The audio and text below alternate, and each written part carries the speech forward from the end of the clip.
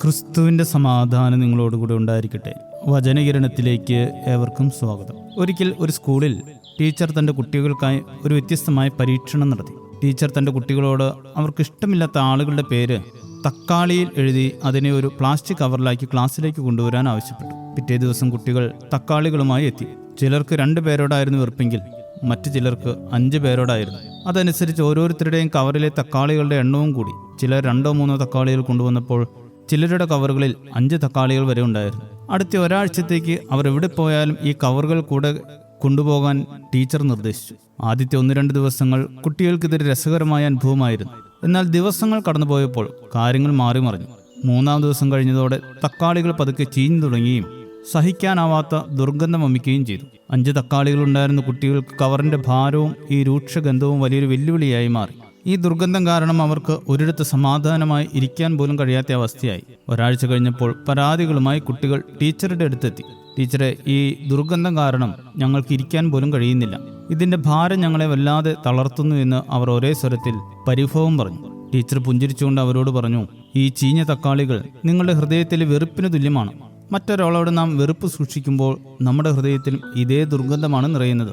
ഒരാഴ്ചക്കാലം ഈ തക്കാളികൾ ചുമക്കാൻ കഴിയുന്നില്ലെങ്കിൽ ഒരായുഷ്കാലം മുഴുവൻ വെറുപ്പിന്റെ ദുർഗന്ധമുള്ള മനസ്സുമായി ജീവിക്കുന്നത് എത്രമാത്രം കഠിനമായിരിക്കും. നമ്മുടെ ഹൃദയം എന്നത് തുടർച്ചയായി വൃത്തിയാക്കേണ്ടതും കളപറിക്കേണ്ടതുമായ മനോഹരമായൊരു പൂന്തോട്ടമാണ്. ചീഞ്ഞ തക്കാളികൾ ദൂരെ എറിയുന്നത് പോലെ വെറുപ്പ് ഹൃദയത്തിൽ നിന്ന് വലിച്ചെറിഞ്ഞാൽ മാത്രമേ ആ പൂന്തോട്ടം സുഗന്ധപൂരിതമായി നിലനിൽക്കുകയുള്ളൂ.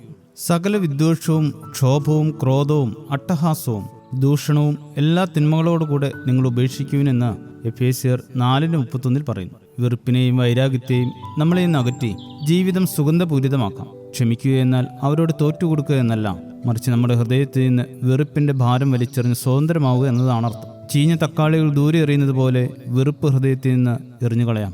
എങ്കിൽ മാത്രമേ നമ്മുടെ ഹൃദയത്തിൽ മഹത്തായ കാര്യങ്ങൾക്കായി ഇടം നൽകാൻ നമുക്ക് സാധിക്കൂ. വെറുപ്പിനെ അകറ്റി സ്നേഹത്തിന്റെ സുഗന്ധം പരത്തുന്ന ഒരു ജീവിതം കെട്ടിപ്പടുക്കുവാൻ ഏവർക്കും സാധിക്കട്ടെ. ശുഭദിനം നേരുന്നു. ദൈവം അനുഗ്രഹിക്കട്ടെ.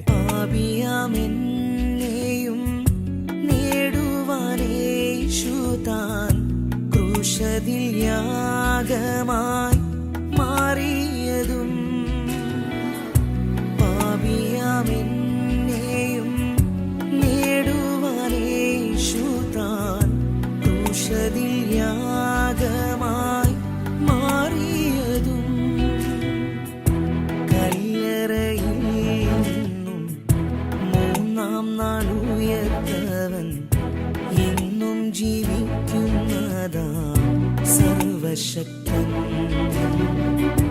കല്ലറയിൽ നിന്നും 3-ാം നാൾ ഉയർത്തവൻ എന്നും ജീവിക്കുന്നതാ സർവശക്തൻ. നിൻഹിതം പോലെന്നെ മെനഞ്ഞിടുവാൻ